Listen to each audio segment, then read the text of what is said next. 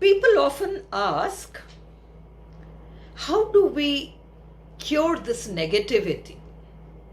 I feel negative all the time.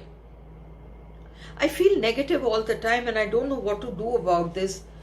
What do we do about negativity? First, let's take a look at what negativity is all about and how how we somehow get into a mode of cultivating negativity, so to speak. Now, we pick up the morning newspaper. Negativity begins from there. So, of course, we need to read the news. We need to listen to whatever is happening around the world. We need to be updated about those things. They need to be there in our awareness somewhere. But these things are to be done by the intellect. You're supposed to receive some things through your intellect, and you should not allow it to travel down to your heart.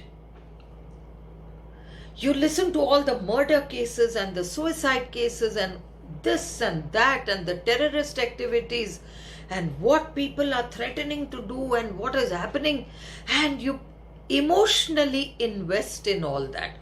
Oh my God. Now you've taken that in.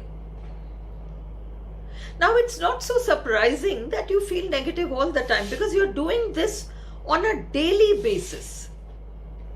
If you observe yourself carefully, you will find that there is a pattern at work. If somebody asks you, or how are you? You'll say, oh, fine, good, fine. It's a one-liner, one-worder. But suppose you were not to be feeling good or not to be feeling okay. Oh my God. You would have a long sob story, a long tale of woe, and you look for the first person on whom you can download all that garbage on. Because that is some trash that you're not able to hold. So if somebody asks you, how are you? Now that person has had it. He's made the biggest blunder of his life by asking you how you are, because now you're going to come out with that entire thing. You're going to download it on the other person. You can't help it. You can't help it. It's not other people's job to listen to all that. The truth is that you shouldn't be listening to things like this. You shouldn't encourage people to tell you their sob stories. They are supposed to take care of it themselves, and they are supposed to learn ways of doing it. And you should not invest in it, and you shouldn't, oh my God, and that feeling. Sympathy is something that really needs to be understood properly. Compassion doesn't mean allowing other people to download their miseries on you. You're not meant for that. But this is how we do. We do it to others and others do it to us, and we allow them to do it to us.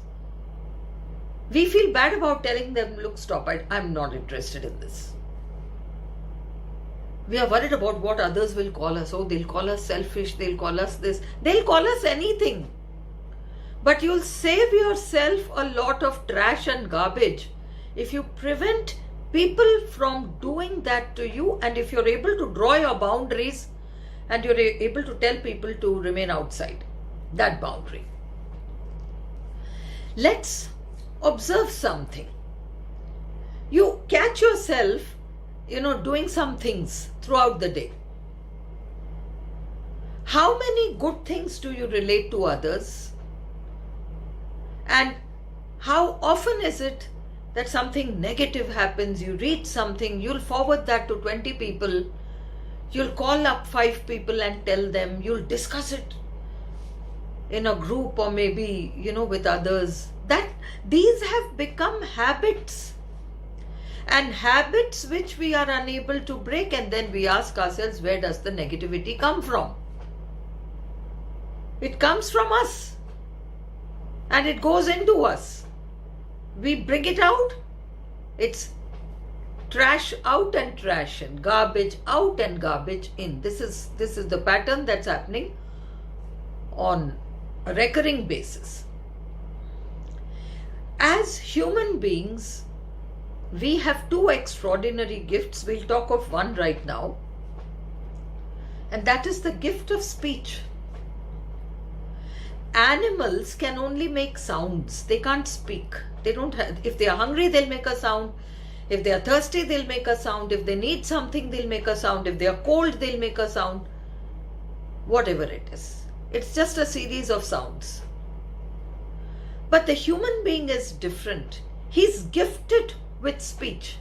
And the Bible tells you that your words create. Your words have that power. They don't come back to you void. They don't come back to you empty.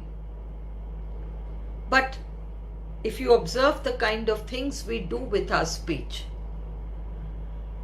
and we do that on a regular basis, and we are doing it negatively all the time, so it isn't surprising that we feel negative all the time, and then other people do that to us and we do it to others, and it goes on and on and on.